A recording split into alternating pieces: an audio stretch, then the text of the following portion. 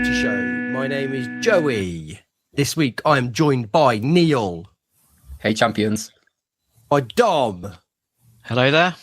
And by Imogen. Hi. We are champions, actually, aren't we? We're champions of the championship, which is sort of champion squared, I suppose, isn't it? Big time, yeah.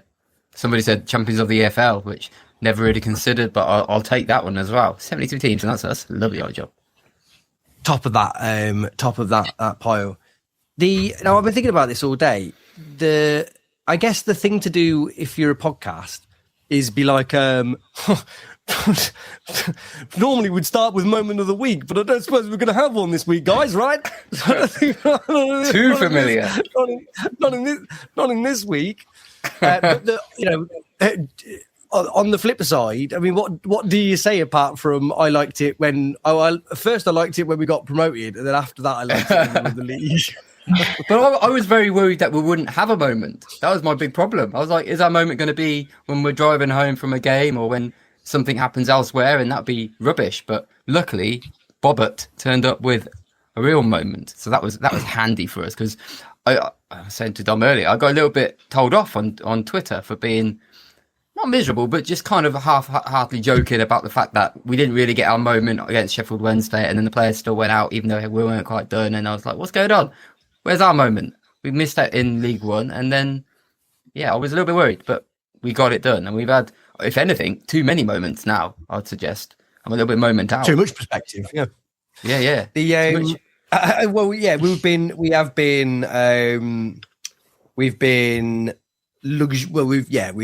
had too many moments, yeah. Why don't we throw out some of our favourite of those moments? Neil, have you got any that particularly stick out?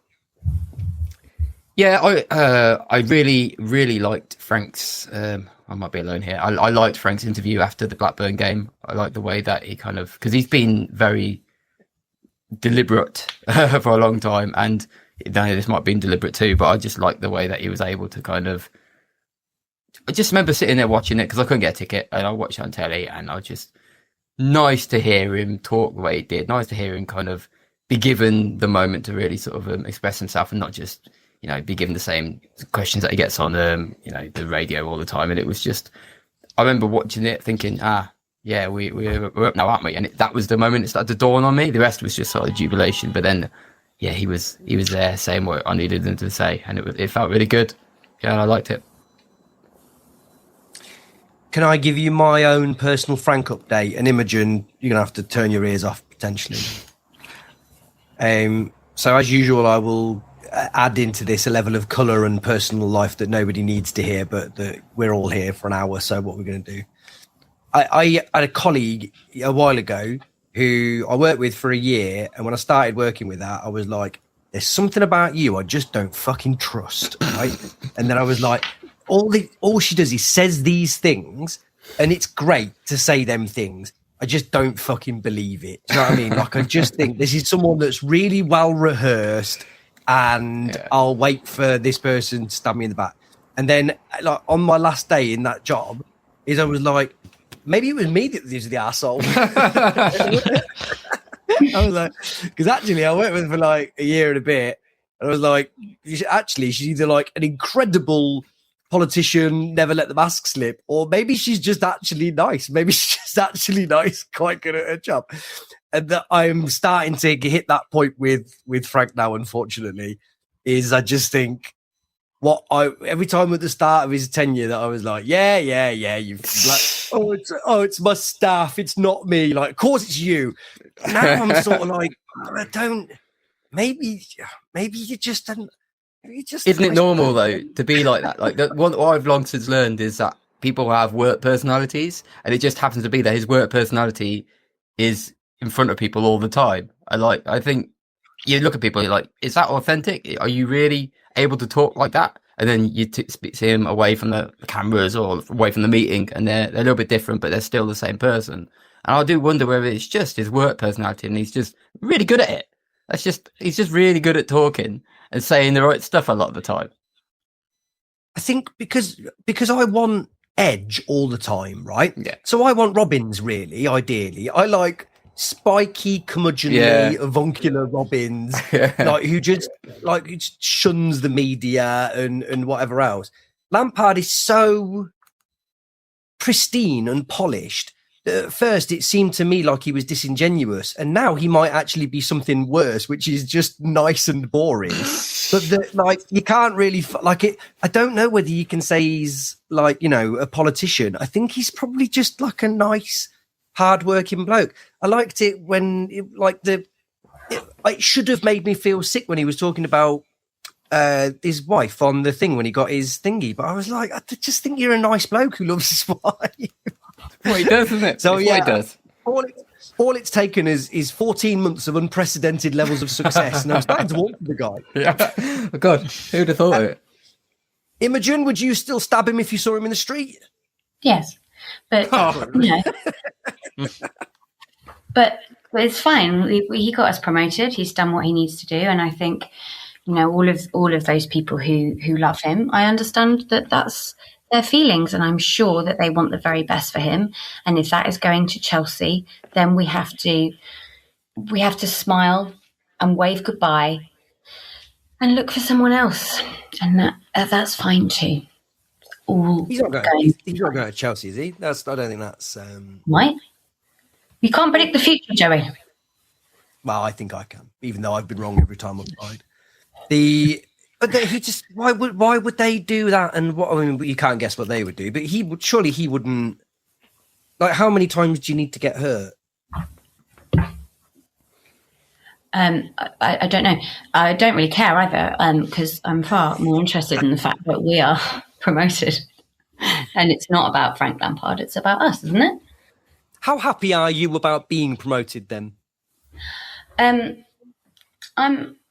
That's a really good question. When you were asking about moments of the week, I thought that my moment of the week was going to come at the start of the Sheffield Wednesday game, walking up feeling quite sentimental, almost mawkish, kind of in a CWR mood, and thinking about, the roller coaster of emotion that we've been on in the past 25 years. And I thought, God, this is the day. This is it. We're gonna hit the big time, and I feel great about it. And then I got to the CBS, and our team failed to get that memo and failed to score against a team 80 points below us in the league. But it was fine. It's fine because we had time to change that, didn't we? We had many games still to go. In a catastrophic turn of events, mainly driven by my own hubris, I had given away my Blackburn ticket some time previously. What on earth? What on earth? Why? Because you're I'm not going to need it. We'll be up. I'm taking no further questions at this time. No, oh my God. My family's right. Insist. And I also, because of events, could not watch the game either. So found out after full time that we'd gone up. Fantastic. And look, obviously I was really happy, but it just didn't hit me. And I got home and I was like, oh, right, Prem, cool.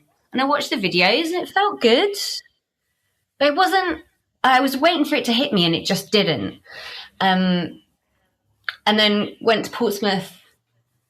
And it all just went really well, didn't it? I thought it might be tense, but we just kept scoring and scoring and scoring. And and I was like, this is fantastic. So Prem, yay, champions, yay.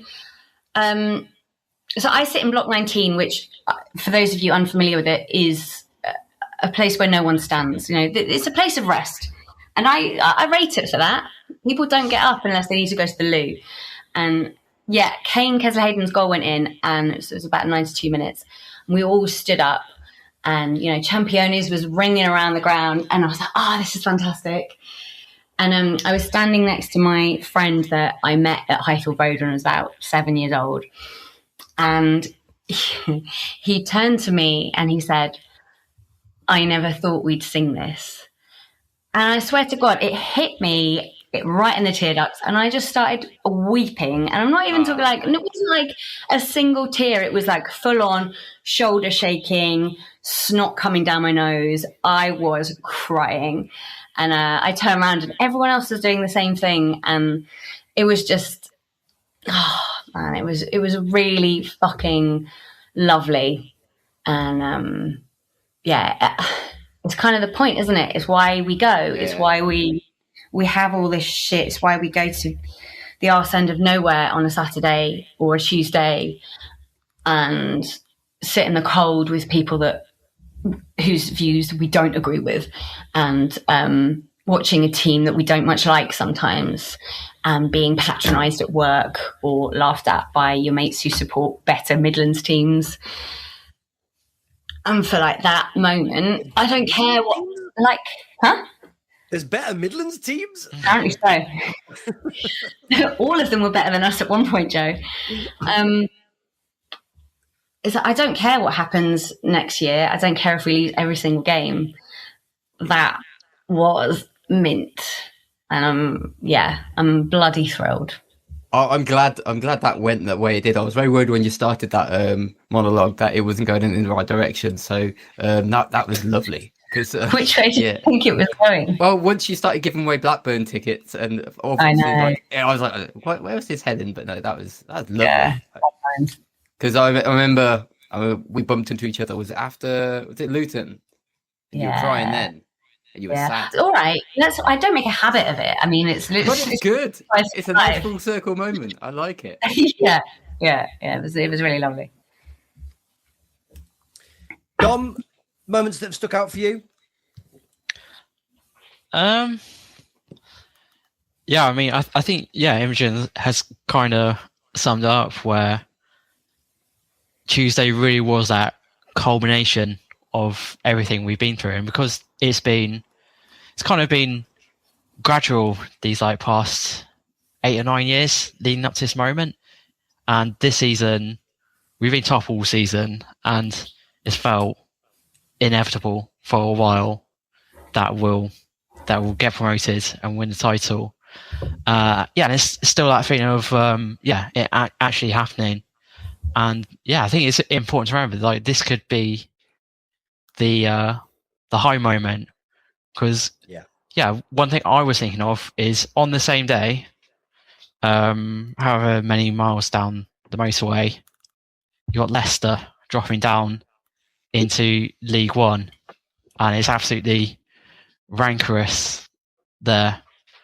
It's just it just shows that in football there are no real endings, so it's just so important to just like drinking this moment for what it is. Like on Sunday we're going to watch a game of football which means absolutely nothing, because we've just completely made the last 2 games of the season completely meaningless because we've been so good this year. And if there's an opportunity to actually just go to a football game, to enjoy a football game, let's make Sunday that, because 10 years ago we were almost as low as it could be, unless we're at the top of the world. And things don't stay the same in football. I think it'll be quick for us over the summer to start fixating on who are we going to sign, and getting obsessed over we've got to have a go for it in the Premier League, and there'll be all sorts of mania going on, and then we'll have to put up with like national and international audiences having an opinion on us. Oh, it's the worst for once. Yeah, I don't. It's already starting. Yeah, I can't stand it. So I mean, this is the moment we kind of step out of our childhood and into the big bad world, and things could be very different after this point. And another thing I think of was 2 or 3 years ago on the opening day when we were away at Leicester just relegated from the Premier League. And just like the atmosphere was so like, whatever it was kind of manufactured, and it was pretty soulless, and they kind of won that day without really trying. And we are in danger of heading that way. Like some of the atmospheres in recent home games, we've kind of been waiting for those moments, and we are very close to changing quite fundamentally as a football club. This is a time capsule that I hope we can all appreciate. And when eventually our time in the big time fades away, I hope we can still remember where we are as a football club. And for me, that is 40,000 people at the Checkatrade Trophy final. It's Notts County away, just that utter disbelief that something good can happen to us. Still the best day of my life. Yeah. And like beating Nottingham Forest the first game after COVID, where it just felt there was just utter defiance. We don't want to be the same old commentary anymore, where it's just a terrible place to watch football and there's no real atmosphere. We're going to start making some noise, and I think Premier League football is going to change this football club. However long it is, people's expectations are going to get higher.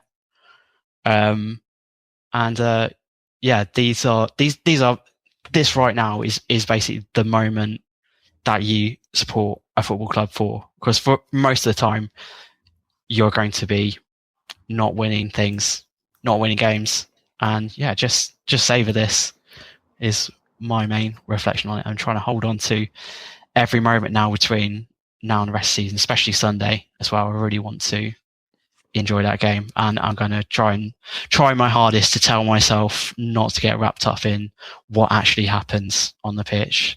It's just time to be around people you enjoy being around, watching some footy. At the end of it, Matt Grimes is going to lift that famous trophy, the First Division trophy. Is it the same one or is it a new one? Well, I don't know. Just that's a real question, actually. Did they give us a brand new one for the Championship, or is it olden days? I believe it's the same as the old First Division trophy, but I may be talking out of my arse. That's nice. First of all, before we continue on, we shouldn't continue on, really. That should just be the podcast there, really. And actually, strip out my fucking inane nonsense about a colleague. You've made me look like a right fucking idiot, Dom. I've been like, I used to work with someone. You're like, why don't we just experience the joy? Because we don't know how fleeting life can be. I'm like, oh, what you clever? Yeah. That bit was better. Yeah, but that's the most poignant, beautiful bit of it. Is unfortunately you don't know when you're at the top because of the nature of time, do you?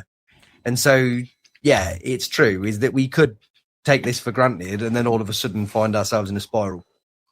To add a little bit of levity into the kind of what effectively was like the Coventry City version of watching the intro of the film Up that you've just done there for us is I want to take you through Paul's version of that, which is back to Leicester.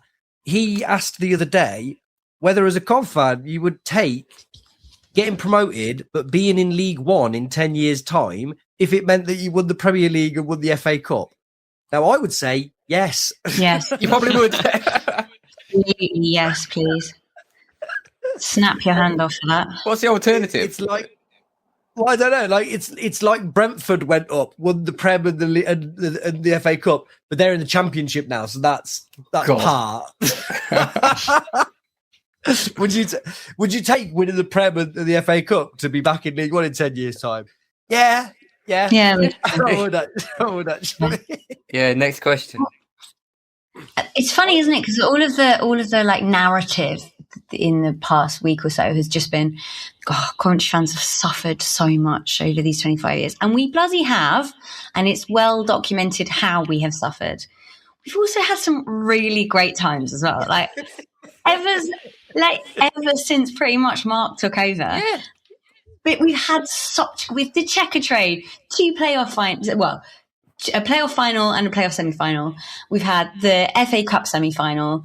We've had promotions. We've had really great results. Leicester have just been relegated. There's been some really great stuff. I basically loved it for 10 years. May I draw your attention to the fact that I have on multiple occasions sang the song Wembley Again at Wembley in the last 8 years. And I think there's a really curious thing going on here with the perception of sadness. Is a lot of people that I know that are football fans that don't go to games say to me, Cov have been through the ringer, haven't they? And I'm like, yeah, it was difficult when we were playing outside of Cov. And they're like, yeah, but what about those penalties that you missed at Wembley? And I'm like, no, absolutely not. No, I'm all right. Yeah, that was good. I don't know if you know anything about going to football matches, but any time you go to Wembley is good, even if you lose. Yeah. Like, that's not. If we'd have lost 3-0 to United, I'd have had a great day, and it was it was way beyond what we could have gone for. But also, like, we weren't meant to get to the Prem when we were meant to be in the playoffs when we played Luton and stuff. And it's about, you know, it's like you've just talked about seeing Imogen at Luton. I saw you on the bridge. Yeah.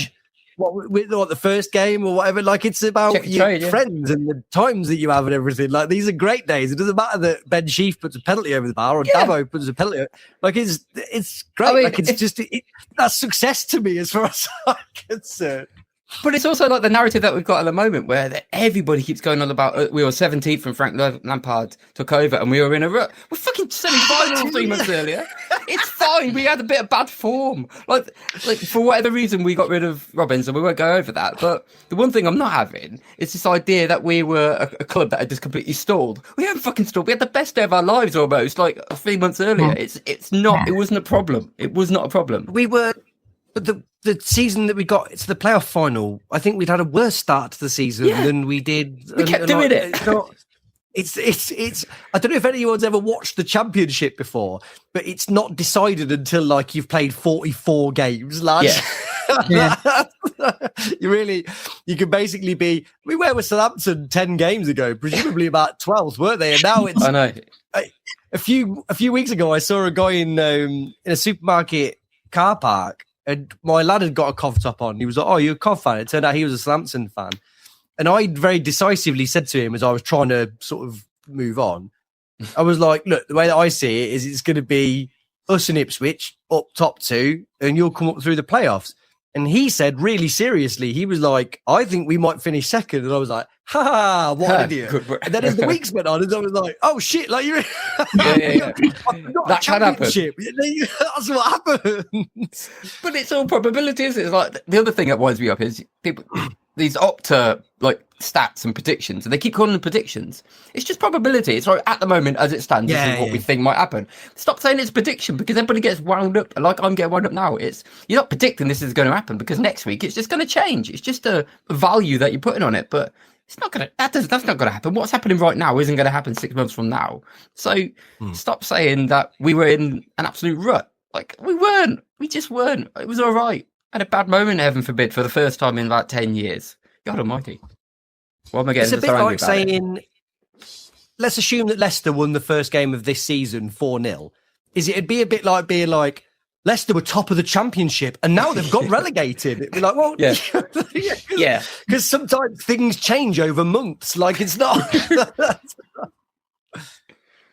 Can't have it. Can we do some little fun moments from... I don't know about you, and I think we're sort of deciding what we're going to do with the podcast live on air, such as you can ever be live on air on a recorded medium. I guess what I feel would be nice this week is if we did immediate past and then had a look at sort of wider season in a few weeks, right? Yeah. Go on then. So can we fire out some other kind of, can we take an irreverent look at the kind of the month's events? Yeah, can we take a bit of a sideways glance at some of the more quirky things that have happened maybe over the last few weeks? Can we talk quirky? I'm thinking 2 words for you: water and gun. All right. You picked it. Yeah. Milan. I mean, it's you call it for what it is. It's a lovely bit of business, isn't it? It is quite possibly just the best person ever. Like No, he's just brilliant. And I heard like somebody did an interview with him. I know with Eccles actually, and Eccles was saying that he just basically goes and buys all this crap from Amazon, and all that stuff that you saw on the other picture was just all stuff he got and picked up, all the glasses, all the water gun, and he's a child, isn't he? He's an infant, but what a superb footballer. But he's a nightmare in a great way. Like imagine just being around him. I'm telling you, like I say, there's a lot of books being released. I've noticed just recently. Richard Chamberlain's book. Again, I'm talking like people haven't heard of the internet. I was about to say you can find it on Twitter. Just Google anything; it's there.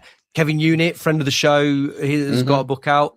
My book will be out in 30 years' time, and it will be about this season and how it was Milan's season, and that it will be like what would have happened if he'd have left, because he was meant to go, right? Like that's why Kane Kesler-Hayden's here. The luckiest footballer in the history of time. I thought that Lampard was going to say it at the other week when he was asked about bringing on Kane Kesler-Hayden and Bidwell the other night. I thought he was going to say, we've got the two best right backs in the league, which I don't think is that far from the truth, right?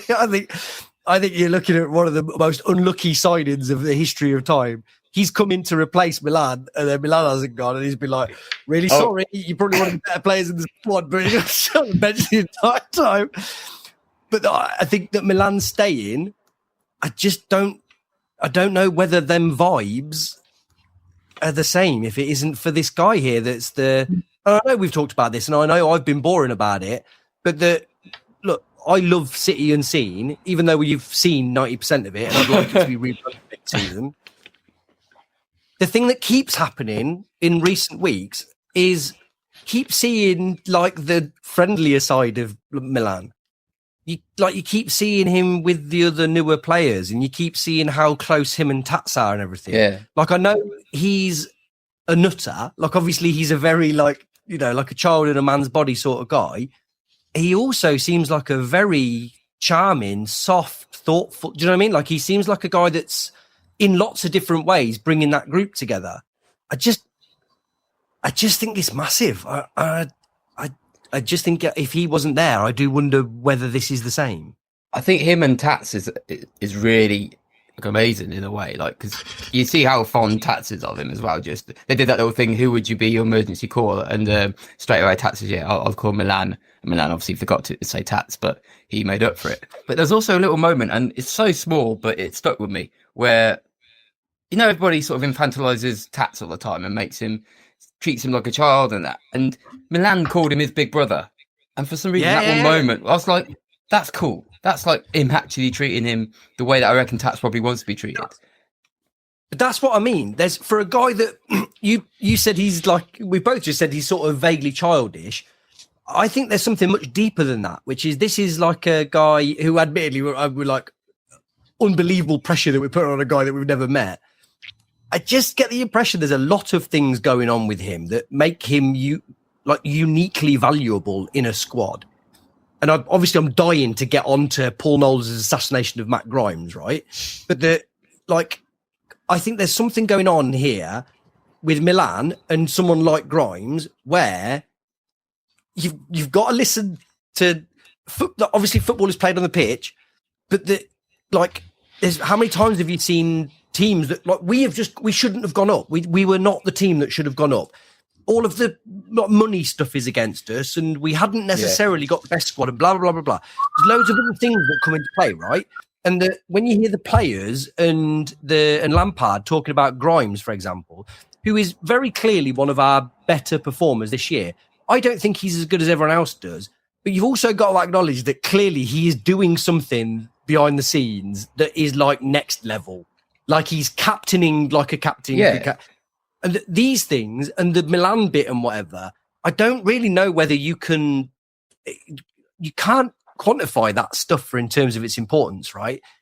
I feel like this stuff is so much more important than whether like Jay Da Silva is better than Bidwell. Do you know what I mean? Like, yeah, it's a really rounded thing, isn't it? It's not just one thing about this player is a good player. It's also what connection do they have with other players, and how do the other players like trust? Like the Grimes one is really interesting to me because he's not perfect, but he's very, very good at what he does.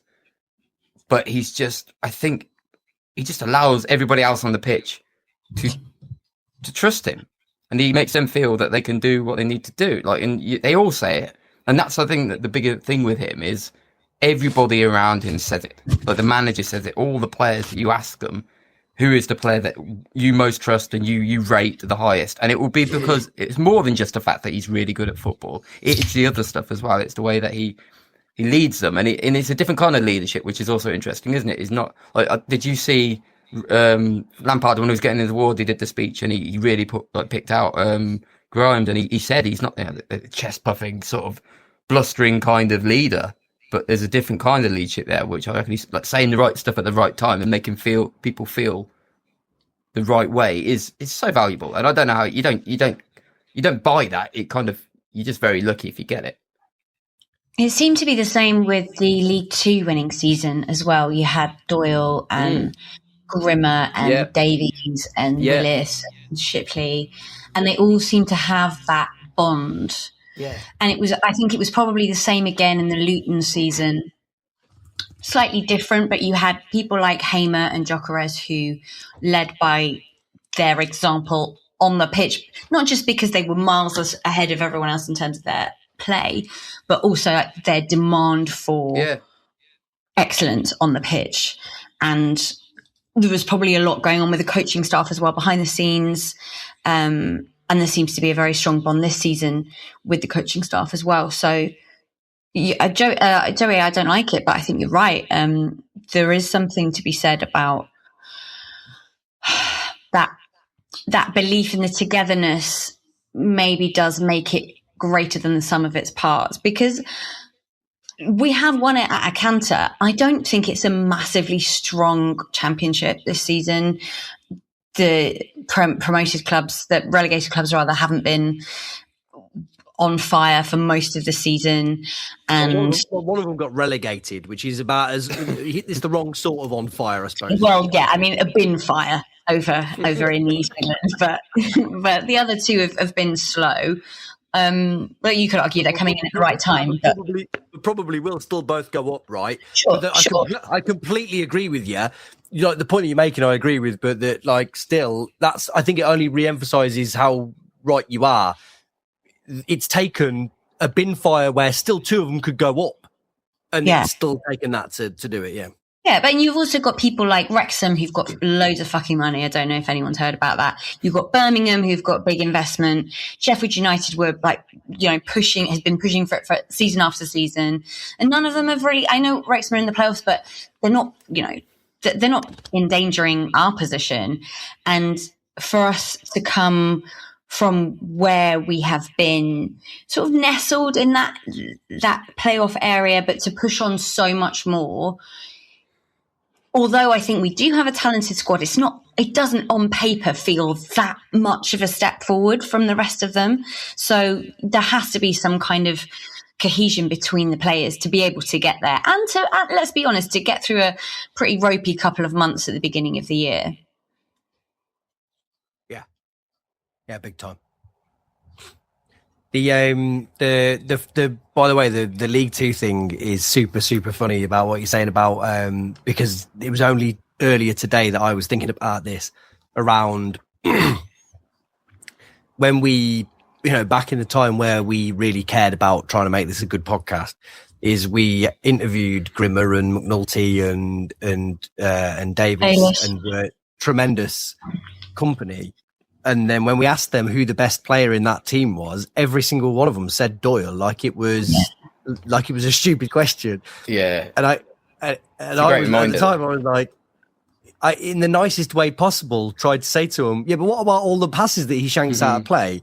Is that they were like, they didn't seem to be able to explain it so much as they were just like, do you not realise that he's the best player in that team, like by a country mile or whatever? Yeah. And you're like, well, they're there. And you kind of think there's part of you as like a self-righteous dickhead, like I am, wants to go, yeah, I've actually got a season ticket and I can see who good players are or not. And then you remember they're footballers and they're playing in the same team. Yeah. And the second thing I'll do is, again, because it's very important to talk about my own experiences, is I remember playing an 11-a-side work team that I'd got, and we played with this one lad that I sort of only vaguely knew, and we were crap. But this one guy played in central midfield, and he was good, but he wasn't like amazing.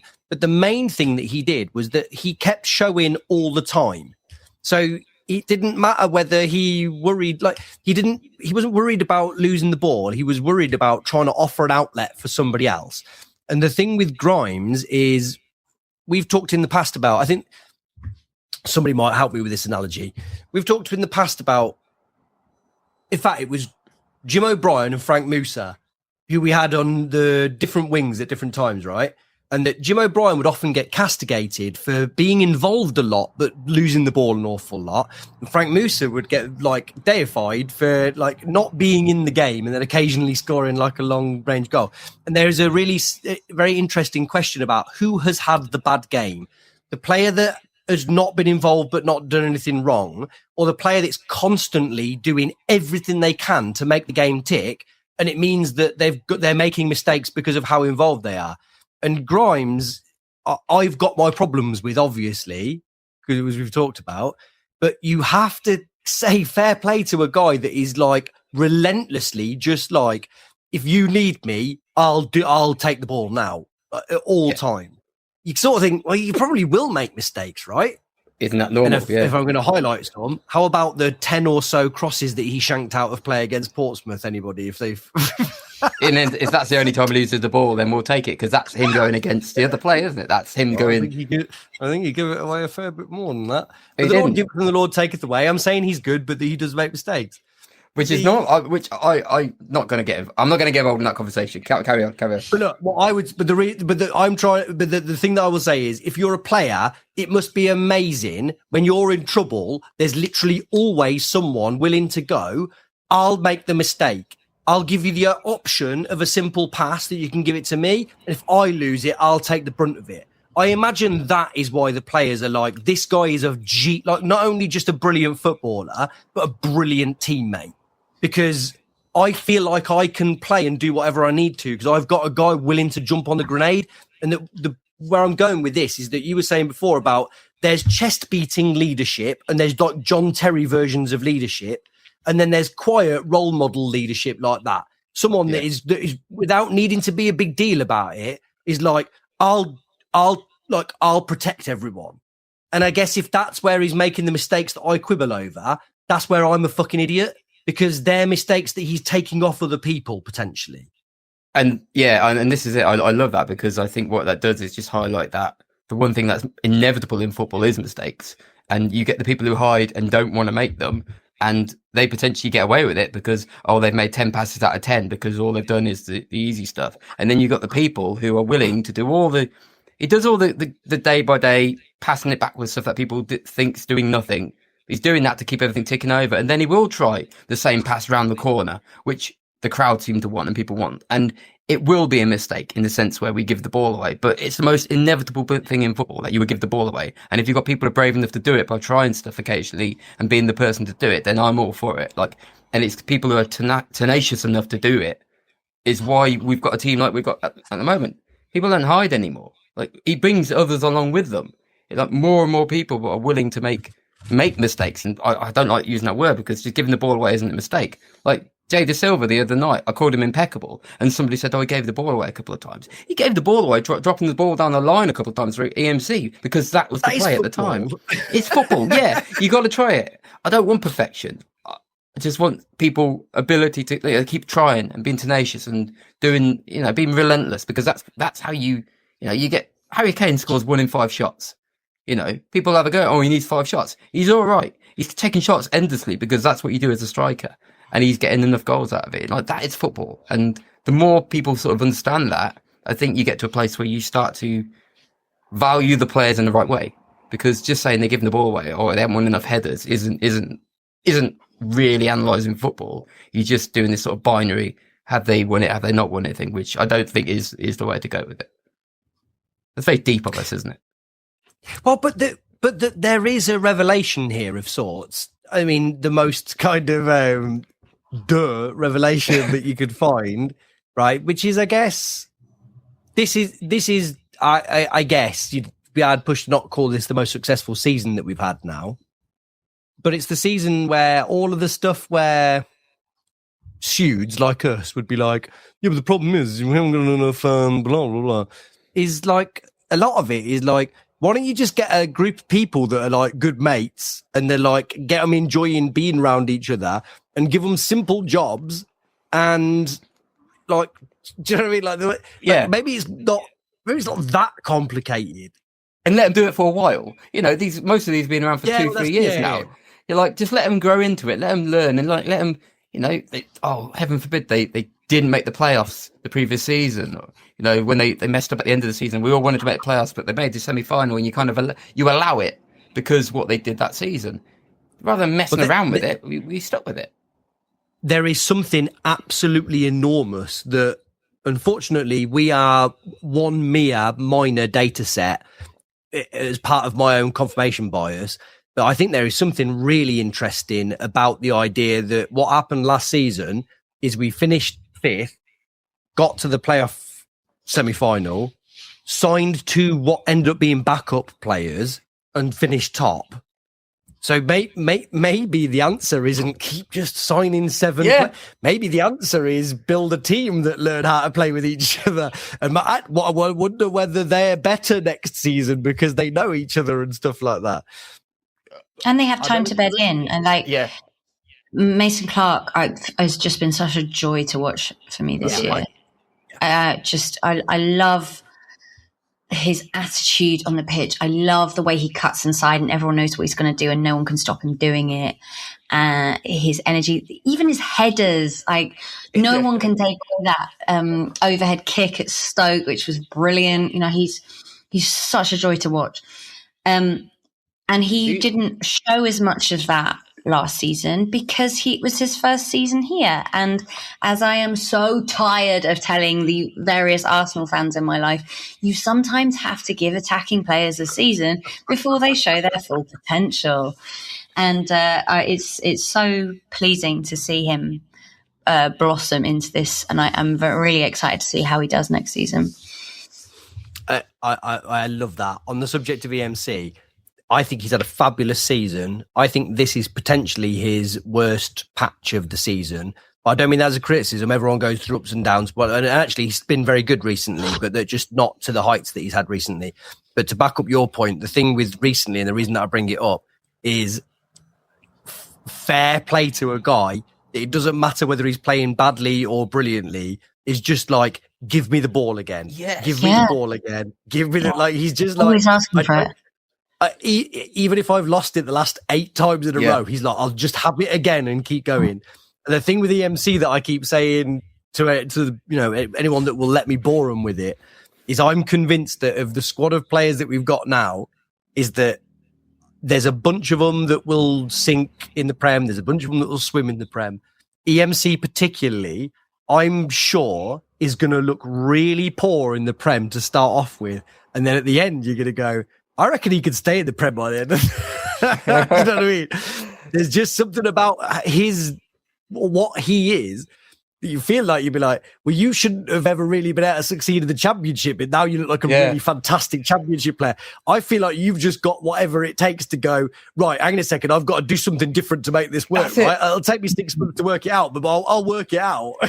I don't think you're far off, because I watched him. He just made his Jamaica debut, and he played like New Caledonia, who must be one of the worst teams in the world by all accounts. And then he played the game where they actually lost and got out of the playoffs, and he was terrible. Like, really bad reviews. He was. I watched him at Saka game. He was by far. He only came on for like extra time and the last 30 minutes, but enough time to kind of see if he was any good. He was awful. I've never seen him look so bad. And it's like, what am I looking at? But I'm like you. I think give him a bit more time just to figure it out, find his feet, then he'll get going again. Because, like you say, he did the same from League 2 to League 1, and he just keeps finding a way. It's one of the most wrong I've ever been about a player. Is after about 15 games for us. Now, look, Robbins had fucked him because he played most of the first 15 games either in the centre or on the right, mainly on the right, and you look at him and go, this is a guy that lives on the left. But I couldn't see it. He looked slow. I wonder whether he might have been carrying injury. And let's give credit where it's due to an absolute real one, is the person of everybody that called it from day one is, of course, David Collins. I knew that. This is the guy. Yeah. This is the guy. This is the guy that said from day one, I'm telling you, this is a red hot player. And I was like, I just don't see it. And yeah, I think he's been. I think we'll save player of the season chat for the next podcast, because a lot can happen against Wrexham and Watford. It's really hard to pick as well. Good. Well, it is, but he wouldn't be there for me, but he would certainly be in the conversation for me as a player that has consistently either delivered or, even when we've been bad, been still really good. Yeah. So I am tempted by that kind of. Should we have a little quick chat about? Because let's face it. I mean, the joke is it won't change in 2 games. So, given that it came out today, by the way, and Neil, I know that you'll be interested in this. Did you vote? Have you voted already? Yes, I know where you're going with it. Have you seen how badly formatted the form is? I have many questions about that form. Yeah, the formatting is definitely one of them. I'm so glad. Come on. Yeah. No, but also really odd selection of players.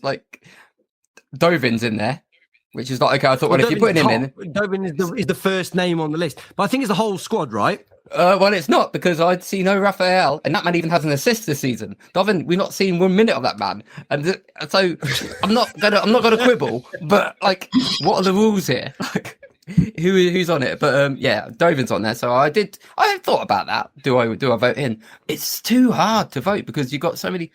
You've got things with this season where you've got players who have played basically every game and have been at a level, and you've got players who have absolutely had waves of intensely brilliant form, like BTA. And a lot of what we did in the first half of the season was down to him. And you're like, how much do you weight that? But then he's gone quite a little bit. And then you've got second top scorer in the league, Haji Wright, who people still treat like absolute shit, which I won't stand for. But there's a lot of reasons you say, or maybe him. And then you've got the people, even like Jay De Silva, who will never ever get his, I don't use this term a lot, but get his flowers. People just allow him to do his job impeccably most of the time, and he's become such a good player since over the last 2 years. He's just now a really, really enjoyable player to watch. I think he will never win it. People won't really notice him, but he's a player. If you look at the player of the season, he's played basically every game. He's been really, really good. But my choice, in the end, having loved Milan all season and loved Tats all season and loved Bobby all season, I went for Matthew Grimes.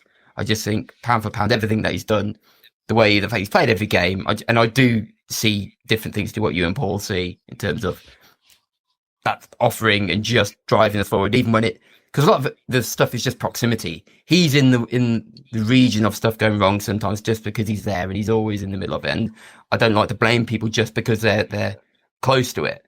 And I just think for everything he's done for us this season, the way he's played, and just to keep that level and to be so trustworthy all season long, he was my player, and that was my pick.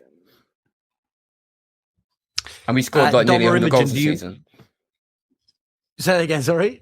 Well, we've scored almost 100 goals this season and haven't even considered attacking players. That's just weird to say, but it's just the way it is. But also, there is something opposite about that, because you've talked about BTA and Wright and whatever. All of those players all the attacking players have had spells out. Yeah. So, and the thing that's done us, we haven't had Mitrovic score 40 goals.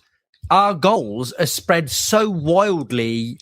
To have scored the amount of goals that we've got, and our top scorers on 17 league goals, tells you a story about what this team is. And it does make sense that it would be it'd be Grimes. The hilarious thing, before I go on to Dom and Imogen, because what I've got to say is a lot more important, is the very droll observation that I made is, can you imagine winning an EFL league season where the talk about who your player of the season would be between your goalkeeper, your right back, and a central midfielder that played for Swansea? Oh yes. Imogen and Dom, who would you go for? Dom, do you want to go first? Yeah, it's Carl Rushworth for me. I think he signing him on loan completely changed our prospects this season. The number of times this season he has just made a save, and you're like, how on earth has he done that? And it's just like, if you compare to last season when we had Brad Collins and Ben Wilson for long spells of that, and just the feeling you had in games where you're just like, just please, just hopefully the ball doesn't go near him, or hopefully he can keep his hand steady for this game. Hopefully it'll be all right. And now you're just like, well, if an opposition striker is 1-on-1 on goal, I'm backing our keeper here still. And it's just been a remarkable individual season. And whatever happens over the summer, he's possibly the best goalkeeper for Coventry I've ever seen. And I think, when you're looking at a conversation of who might even be our best keepers of all time, he's only had 1 year here. Wow. But he's got to be in the conversation. It's just been absolutely incredible from him. And I think if we had signed another keeper, say if we'd swapped lone goalkeepers from Brighton with Birmingham, James Beadle that they had, who's all right at best, I think our season would have looked very different. That was just a fantastic move from us, and kind of a weird sort of monkey's paw moment last April when Tyrese Campbell hacks down Oliver Dovin, and it forced us into action. Whatever happens, he has been absolutely remarkable. He's clearly someone who's a level above this level, and it's been a wonderful piece of serendipity that saw us sort of move in from right place, right team, right time. He's been an absolute stonewall in goal. Some of the kicking's been interesting. He really likes to leather the ball, I notice. But also, one of those was one of the most important leathers of the season when he sends through Hadji Wright to score against Middlesbrough to make it 2. Anyone want to react to Dom's Rushworth chat? Yeah, 2 of those, please. That is far and away the pick for me. I feel entirely confident when he's anywhere near the ball. And I think the only thing I'd add to what Dom has said is that he's been playing in front of a very inconsistent, sometimes unpleasant central defence, and and he's dealt with it all calmly, much more calmly than I have been in the stands. And he's a delight. Like, it just so to the point where there are some games where you think, oh yeah, Rushworth, I forgot about him. He's just there's no drama.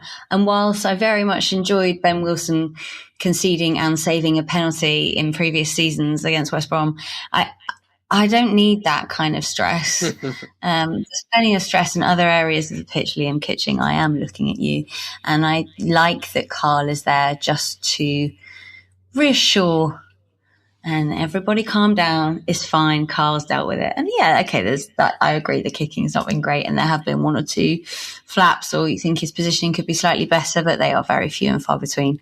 And if we could keep him next season, that would be absolutely delicious, particularly as there's been no sign of Dovin. Like, no one's mentioned him. Like, there's been no, he's back on the grass or anything like that. He's just, like, he's been in the background. I saw him in the pictures of them celebrating at Blackburn, but, like, is he okay? Is he coming back? Look at me and Neil having watched City Unseen week after week and being like, I can see some progress, I think. So I think he's been increasingly more, I think he's been, like, I don't think he's, like, full training, but I think he's closer to, like I think he might be near it. Like I think if this season was another month on, I think he'd be back training. I think they've just told him hold fire for now. They're just like, there's absolutely no reason. Yeah. There's no reason to even push him. So like, we're not going to do anything with you this season. So we'll just let you take your time with it. He's knocking about, isn't he? He was actually quite good. I completely forgot. But yeah, I guess we'll be all right with him in there. Not necessarily number one, but also on Dom's point, isn't it nice that we're also a level above at this level as well? So maybe we do have a chance of getting Lustworth. That would be. So, what has anybody seen?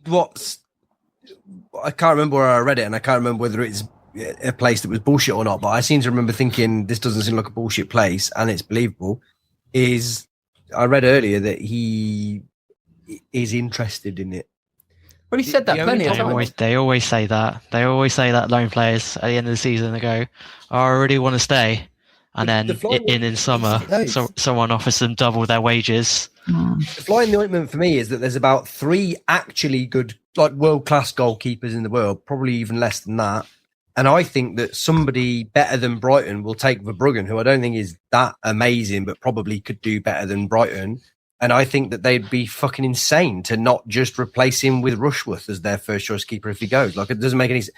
Surely the whole point of that, of not selling him to us last season, would be that Verbruggen has an all right season, gets sold, and they replace him with someone internally in the same way as that Ayari's come through there. Like, surely that's the whole business model of, unless they sell us Jokeres for $1 million.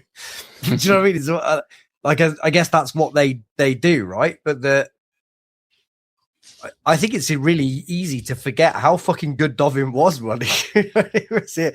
Yeah, but we don't know how he is after the injury. Is my point? That's true. The other thing is that is he Rushworth, and he's not Rushworth. Just to finalise the player of the season chat, for me it was a toss up between Milan and Rushworth, and I would say that the only difference for me is that Milan is either 7 or 8 out of 10 week after week after week after week, and has been for 3 years, to the point where I think people have started to underestimate how good he is because of how consistent he is.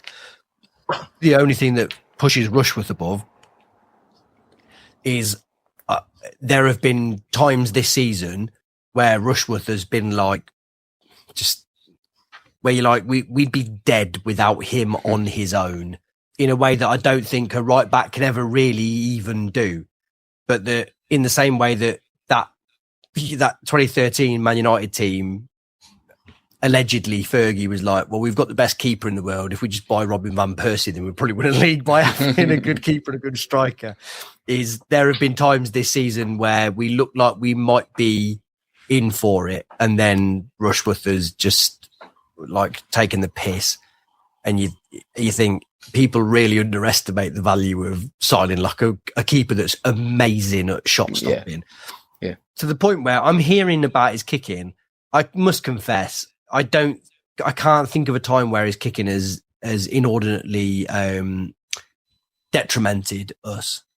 But the other thing I was going to say about Rushworth is that, Dom, you'll be very well aware that if I ever see anything that resembles quality in the EFL, my first thing is to go to you on text and say, I think I've seen a good player. Can you validate whether they're actually a good player or not? Because I've only watched 3 games, often less than that.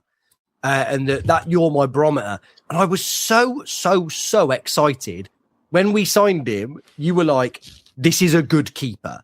And then because he wasn't incredible in the first 3 games, I was like, I'm not sure about this, Dom. Maybe your barometer's been off on that. And you were like, yeah, how about you shut the fuck up? I mean, this is what I'm interpreting.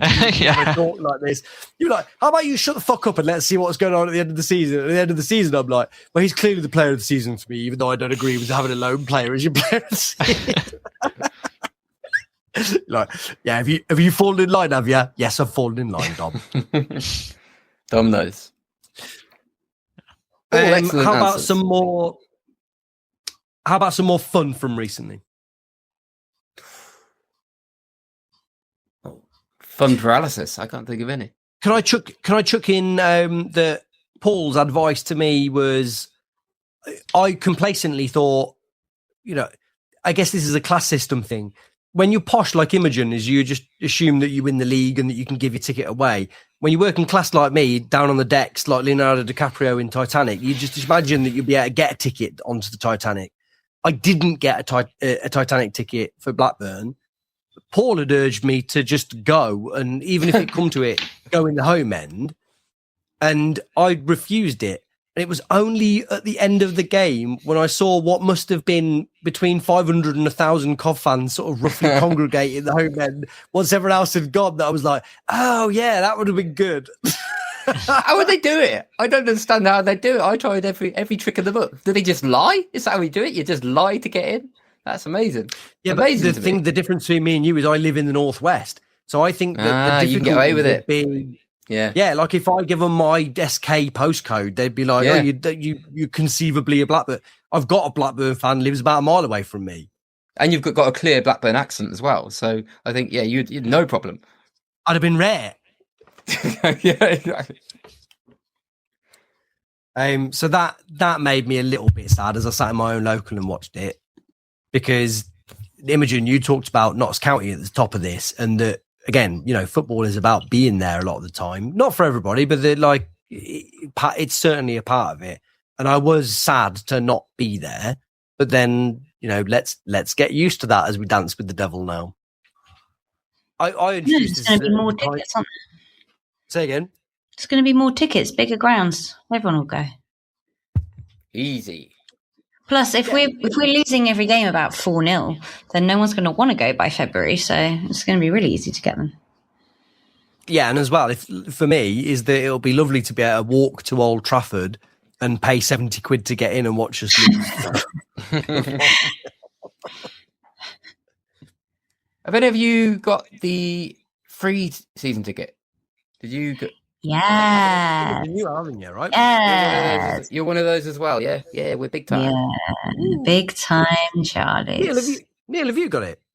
Yeah. Of course I have. I'm not. What I'm surprised about is the fact that you haven't talked about it. What I'm not surprised about is you are the person that was being marketed to more than anybody else in the world. Yeah. So you're definitely an optimist. Yeah. We'll get on him. Definitely. Yeah, of course I did that. It was it made. Still don't understand how it makes sense for them financially, but I can't question it. Although the only thing I'm doing with the 500 quid is to just put it towards the season after season ticket, because no doubt that's. But hang on, so a season ticket would be how much extra have you paid? 200 quid. It's that 100, isn't it? 100 over the course of 3 seasons. So they've got an extra 300 quid out of me. Oh, so it's 300 quid, right? Yeah. So surely that explains it. Like it's not that big a loss, right? Compared to. No, I'm just saying, like, obviously they could have charged me 800, 900 quid probably in the Prem, and I would have paid it. But, they got that 300 over the course of 3 years, and that'll have to do them, because that's the offer. The financial loss is an absolute minor. I think. Oh God, yeah. Saying that, like, they'll cope. It's like, they've lost 500 quid off everybody that's getting a free season ticket this season, but it's not. It's 200 quid, and you've gone to the Prem. Like, it's an incredible insurance policy, right? They got a lovely boost of cash at the time, and that's what they wanted, and it's all good. Yeah. I'm no businessman, as you can tell. But I guess this might be a podcast on its own, although we're never going to actually do it. But Grimes and the kind of the mercurial, non-specific impact that he has, and the specific impact that he has, and Lampard and the impact that he has. But it's probably not a coincidence that King is the guy that's overseen this, because you might disagree with some of the kid price stuff and some of the other stuff, and the fact that we have 800 shirts a season, but that, like, we can't pretend that he doesn't know what he's doing. This is a guy that knew how to get us up. Yeah, he's a businessman. He's a smart guy. He knows what he's doing. He'll make decisions that people don't like a lot of the time, but eventually he knows that'll pass. And what's happened since he's been here, we've done quite well. I think that's all a lot of people really care about. But why is it different to? Is it a coincidence are we going to be sat in 3 years' time going, oh God, we thought this guy was a genius and actually he just had a good run or whatever? I think being calm is a useful thing. In football, it's very rare actually to be calm and just to allow certain things. A lot of the stuff we've done have been quite different. Aside from sacking Mark Rums after a couple of bad months, like that's quite normal. But I think the fact that we've got such a steady team, the fact that he was quite clear in the summer where everybody was spending a load of money, and he went on about us being a lean squad and doing all this sort of stuff, and he was happy with it, and it seems to have worked out. And I don't want to just create some sort of pattern out of randomness, but a lot of the stuff that he's done has worked out, and a lot of it comes from just having sort of a calm head and a calm thought process about all this sort of stuff, and not doing football-y things. I think there's some legs in that. Being a little bit, not being. But is that luck or is that invention?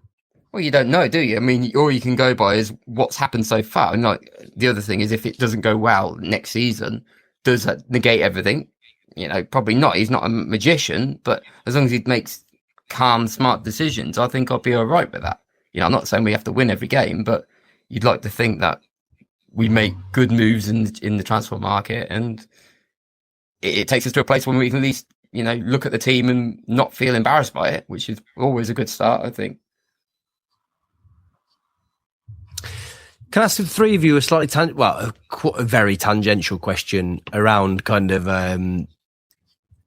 longevity and things? You're all aware of Liverpool Football Club, right?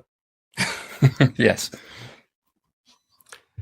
Based on the performance over the last 2 seasons, would you sack Arne Slot?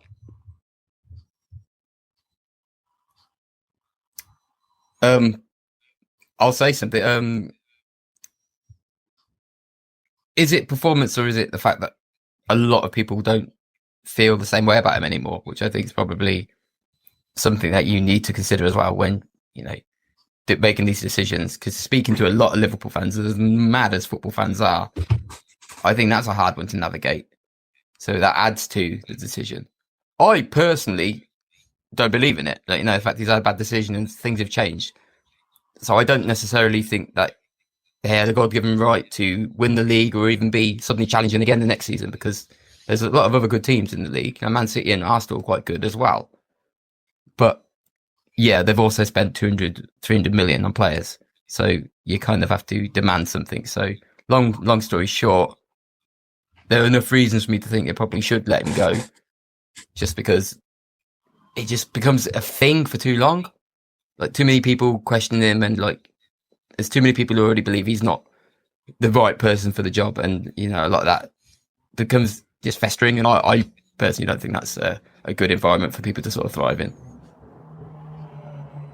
Dom, Imogen, if you care. I don't much, but I wouldn't sack him. I think you risk going into a post-Ferguson cycle if you continually replace after the glories of Klopp. And I think give him some time. The squad's going through a bit of change. You're getting Salah out of the way. Don't know how long Van Dijk's going to be there. So yeah, I'd stick with him. Why are you asking? Well, I'd like to hear Dom's view first, and then I'll say. Mysterious. Yeah, I can't say I'm too bothered about the fortunes of Liverpool. They should sack him and appoint Stephen Gerrard. That would be This is a real tour de force from you, Dom. This is like it really is very much Dom's greatest hits tonight. The reason I'm asking is that, like, to your very salient point at the start, Dom, is, a year ago, this is people who would have given him the keys to the city, right? And now most of the Liverpool fans that I know are willing to hang him up or whatever. You wonder what this means for us as like a portentous situation is, so the sort of sub question is, if we get relegated, would you get rid of Frank Lampard? But there's so many variables that makes that question redundant. Like, yes. It's not a worthwhile question. He could go, or there's all sorts of different things that could happen. But I guess the thing is, to your point earlier about can you enjoy this? Can you remember to enjoy this for what it might be without knowing what it will be? Is what will happen if we crap next season? Do we like demand Frank Lampard's head? Do we decide that Doug King is a dickhead, or can you sort of filter it and go, everything might just be about average rather than everyone's a genius or an arsehole all the time? That's going to be the fight, and it will be. Sorry, this wasn't even my question, but like, given what you see now on social media, given the fact that we're already being sort of hijacked the entire conversation by people who don't really know what's going on, but they've always got strong opinions on it. Like, I think that will be the fight next season. You'll have the sane, calm people who can put everything in perspective, and then you'll have the football views. And what we've got is the club will be infiltrated, even with current fans, by people who will want to sack him if he loses 5 games. And there'll be people like that. And even this season, there's been people losing their minds over the fact that we've lost games and aren't able to sort of contextualize it. And there were people who wanted to sack Mark Robins, like, every season when we went on poor runs. Like, they're there. They're always there. And it'll be heightened next year. And I hope we can fight against it and hope that we've got a chairman who can sort of deal with that. But it's going to be there. I don't think we can pretend that's not going to happen. There will be plenty of people with a lot to say and a lot of really over-the-top judgments on us. You say that, but look at what happens when we did sack Mark Robins. We should have sacked him years ago. Imagine how quickly we could have got to the Prem if we'd have sacked him 5 years earlier. We could have been in the Prem 5 years earlier. If we'd have appointed Frank Lampard when we beat Notts County, we'd be in the Prem. We'd have been in the Champions League by now. Bloody idiots, aren't we? What are we doing, messing around? Football's a simple game. Get your tactics right. Get your manager right. Are we done? Are we, or have we got more to say? I mean, look at how vociferously Dom is nodding here. The listener can't see this, but this is a guy that is ready to go to bed, I think. Yeah. Or to not at least be in the company of me for the time being. Any final thoughts? Let's just end on the note that we're happy, we're champions. That's important to say. That's a weird thing to say just in its own right, but I don't want to end on the note. But I don't want to end on a Liverpool conversation. Yeah. Wait, but it's also the fact that it recognises that even though we've won the league, this podcast has still been sort of like even-handed, and we don't know what we're doing, do we? Well, no, because that's life, right? Like, yeah, and that's us more than anything. We're never going to be like, everything's brilliant. We're always just going to be like, well, there's stuff to think about. We're going to be on Match of the Day. It's pretty exciting. We are. Yeah.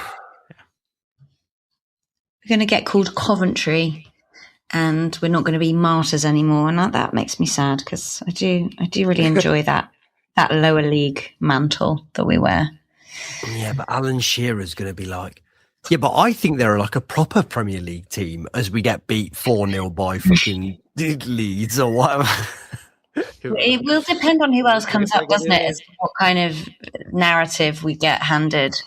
Will we be like the plucky Luton? Will we be like the boring Burnley? My God, if we're the Sunderland of next season, what joy. And all of this is laid out ahead of us. It's just unknowable for the time being. And what a joy that is to contemplate. In mania. Neil, thank you, my darling. Thank you so much.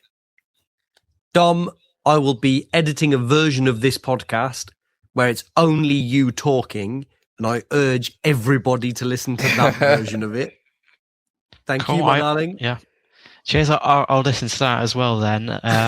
Yeah, thanks for having me on. Imogen, thank you, my darling. Thanks, Joe. And listener, thank you, my darling. We are the champions. Bye.